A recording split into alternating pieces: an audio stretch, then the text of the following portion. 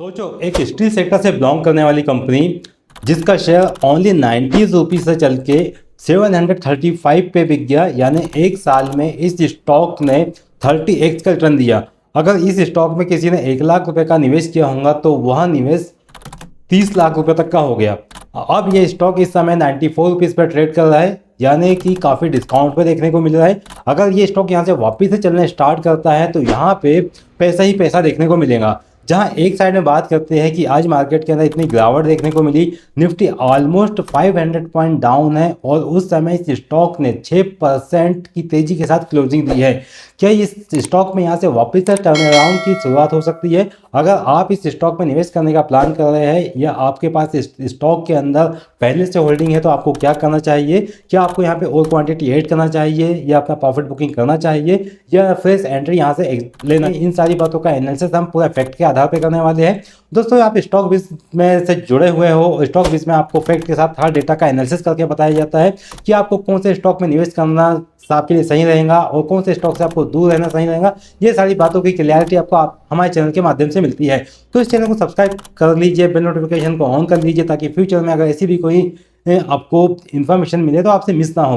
तो दोस्तों, हम यहाँ पे सच्चाई की शुरुआत करते हैं। जैसे कि स्टॉक है स्टील सेक्टर से बिलोंग कर रहा है और अभी देखने में आया कि पिछले कुछ दिनों से स्टील सेक्टर के अंदर काफ़ी बूम देखने को मिला है और वहीं पे ये स्टॉक भी अब नज़र में आया है।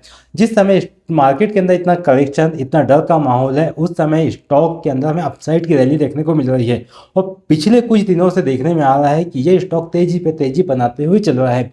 क्या इस स्टॉक के अंदर वापस से रैली स्टार्ट हो चुकी है या अब इसके अंदर हमें वापस से एंटर होना चाहिए? इसके बारे में हम पूरा फैक्ट के साथ एनालिसिस करेंगे।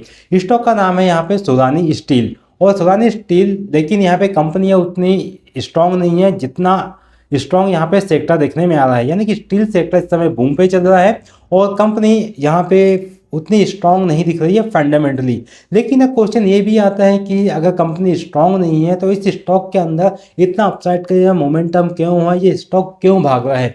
तो इसके बारे में हम चार्ट के आधार पर सच्चाई देखते हैं। तो स्टॉक की जो 734 का था वो सीधा 94 रुपीज़ पे दिख रहा है, यानी कि इस समय स्टॉक 85 से लेके 90% तक के क्रेश हो चुका है। ये गिरावट एक्सीडेंट नहीं थी, ये प्रॉफिट बुकिंग है प्लस वीक फंडामेंटल का रिजल्ट है। जब स्टॉक ऊपर पे था तब जो स्मार्ट इन्वेस्टर या जो प्रमोटर थे उन्होंने प्रॉफिट बुकिंग की क्योंकि इस कंपनी का फंडामेंटल कमज़ोर था और उसके चलते इस स्टॉक के अंदर हमें पैनिक देखने को मिला। पैनिक सेलिंग के कारण स्टॉक नीचे आते हुए नजर आया।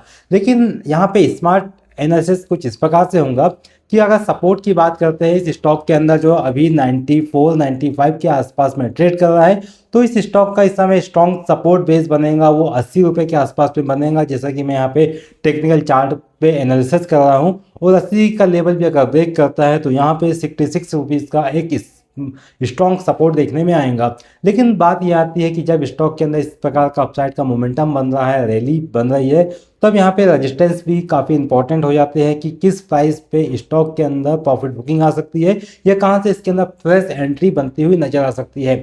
तो ऐसा देखने में आ रहा है कि जब स्टॉक 94.4 पे अभी इस समय ट्रेड कर रहा है और वहाँ से इसका पहला रेजिस्टेंस पास का ही रह जाता है जो 97 का है। अगर ये रेजिस्टेंस को सफलतापूर्वक स्टॉक होल्ड कर लेता है तो वापस अगला एक रेजिस्टेंस बनेगा जो बनेगा 110 का और 110 के ऊपर अगर स्टॉक संभलना रुकना चालू कर देता है, आप इसको डेली वीकली चार्ट पे देख सकते हो। अगर वीकली चार्ट पे अगर आपको 110 रुपये का भाव होल्ड करता हुआ नजर आता है तो स्टॉक के लिए और स्ट्रॉन्ग बात होगी और वहाँ से स्टॉक के अंदर एक बड़ा मूव आते हुए नजर आएगा और यानी कि स्टॉक जो है वो 140 के जोन तक के जा सकता है। लेकिन 140 का जो जोन है वो ट्रेप का जोन भी हो सकता है, तो आपको यहाँ पे थोड़ा नज़र और थोड़ा संभल के काम करना चाहिए।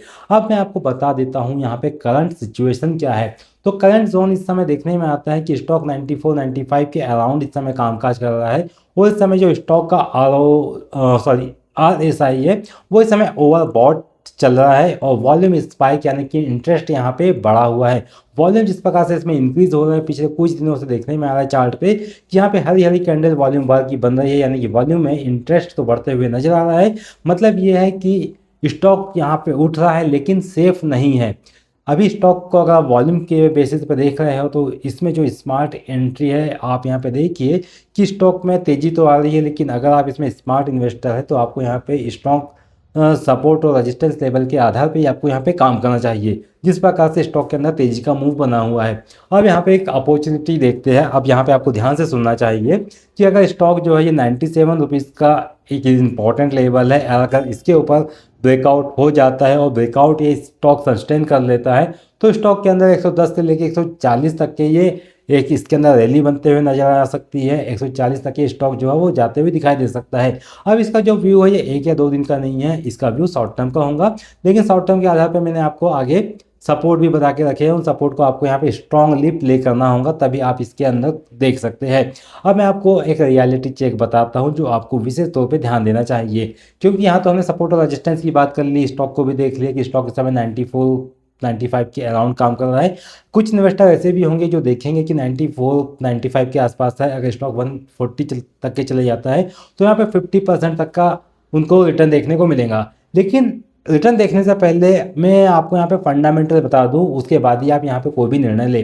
तो कंपनी का इस समय पीई जो है वो 285 का है। 285 का पीई आप समझ सकते हो कि स्टॉक यहाँ पे कितना महंगा देखने में आ रहा है। अब यहाँ पे प्रॉफिट अगर देखते हैं कंपनी का तो ये ऑलमोस्ट ज़ीरो है, कंपनी यहाँ पे प्रॉफिट में नहीं चल रही है। और आरओई की बात करते ये है यानी कि रिटर्न ऑन इक्विटी की, तो ये ओनली 0.4% देखने में आ रही है।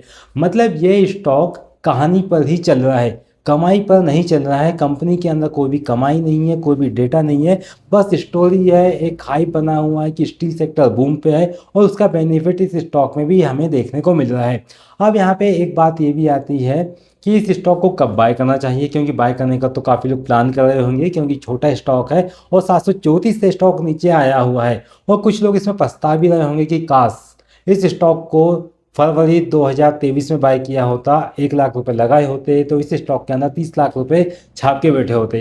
तो यहाँ पे मैं आपको बता दूं कि इसके अंदर अगर बाय करने का प्लान है तो इसमें 97 का ब्रेकआउट प्लस वॉल्यूम के साथ अगर आपको मिलता है और वॉल्यूम भी इसके साथ कि अगर आपको वहाँ पे कोई रिवर्सल कैंडल देखने को मिलती है और उसके साथ वॉल्यूम आता है, तब यहाँ पे जो अगले मूव आ सकते हैं वो 110 140 तक के जा सकते हैं। लेकिन यहाँ पे जो स्ट्रिक्ट सपोर्ट देखने को मिलेगा वो 85 से लेके 66 का रहेगा, उसको आपको फॉलो करना होगा। ठीक है। अब यहाँ पे अगर सेफ एंट्री की बात करते हैं, जो नए इन्वेस्टर है या बिगिन जो लेने के बारे में प्लान कर रहे हैं तो उनको देखना चाहिए कि 80 के आसपास में अगर ये स्टॉक मिलता है 80 के आसपास में, लेकिन 80 पे आए वहाँ पे एंटर करने का नहीं सोचना है। 80 पे अगर आपको वापस से रिवर्स होते हुए नजर आए और इसके अंदर वॉल्यूम के साथ ट्रेंड रिवर्सल कोई कैंडल देखने को मिले, तब आप यहाँ पे फ्रेश एंट्री के बारे में प्लान कर सकते हैं। लेकिन 80 पे अगर लेते हैं तो यहाँ पे 66 का एक स्ट्रॉन्ग सपोर्ट देखने में आएगा। ठीक है।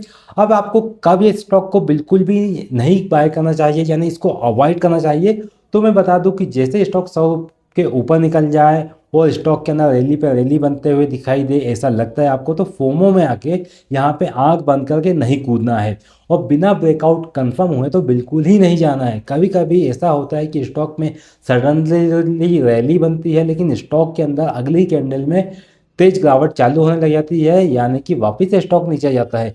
कहने का मतलब ये है कि जब तक के इस स्टॉक में स्ट्रॉन्ग ब्रेकआउट देखने को नहीं मिले तब तक के आपको स्टॉक के अंदर एंटर नहीं करना है। अब यहाँ पे अगर आप लॉन्ग टर्म के निवेशक हैं तो आपको तो बिल्कुल भी यहाँ पे ब्लाइंडली इन्वेस्टमेंट नहीं करना है, क्योंकि कुछ एक लोग सोचते हैं कि 2 साल 5 साल के लिए होल्ड कर लेते हैं, देखा जाएगा क्या होता है। लेकिन अगर आप ब्लाइंडली इन्वेस्टमेंट कर रहे हैं तो आपका सारा पैसा रिस्क में जा सकता है। इसे किसी भी स्टॉक में इन्वेस्टमेंट करने से पहले आपको टेक्निकल और फंडामेंटल एनालिसिस जरूर आना चाहिए, उसके बाद ही आपको स्टॉक के अंदर एंटर करना चाहिए। क्योंकि जब तक आप सीखोगे नहीं तब तक आप पैसा बनाओगे नहीं। मार्केट का यही नियम है, सबसे पहले सीखो उसके बाद ही आप आगे बढ़ो। ठीक है।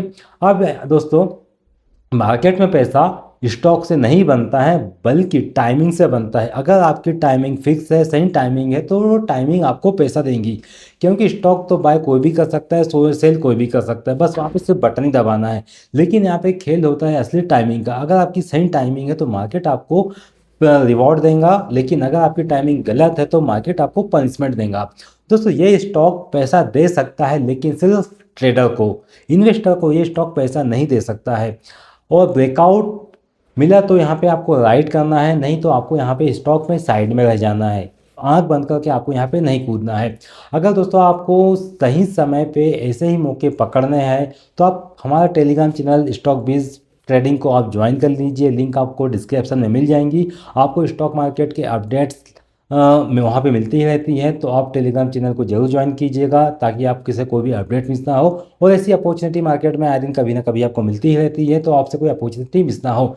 दोस्तों, ये थी इस कंपनी के बारे में पूरी इन्फॉर्मेशन। और मैं आपको एक बात बता दूं कि सोगानी स्टील कंपनी के संबंध में मेरे पास एक कमेंट आया था। उस कमेंट पे कहा था कि इस स्टॉक के बारे में एक डिटेल एनालिसिस बताइए।